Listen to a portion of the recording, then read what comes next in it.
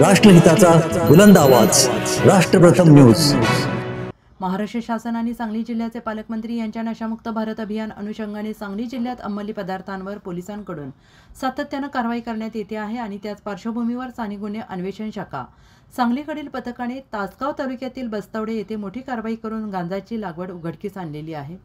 सहाय्यक पोलीस निरीक्षक नितीन सावंत, पोलीस उपनिरीक्षक कुमार पाटील यांच्या पथकाला मिळालेल्या माहितीनुसार बस्तवडे तालुका तासगाव येथील अजय नारायण गव्हाण वय वर्ष 35 राहणार चव्हाण वस्ती बस्तवडे यांनी स्वतःच्या शेतातील मका आणि हत्ती गवताच्या पिकामध्ये लपून गांजाची लागवड केली।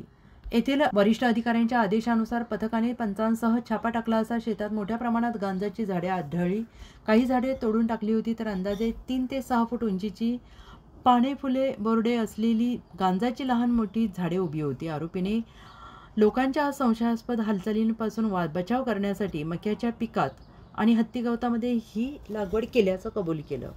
गांजाची झाडे पंचांसमक्ष उपसून पोत्यात भरून त्याचे वजन करून जप्त करण्यात आली। आरोपी अजय गव्हाण याच्या विरोधात तासगाव पोलीस ठाण्यात गुन्हा दाखल करण्यात आलेला असून पुढील तपास सुरू आहे।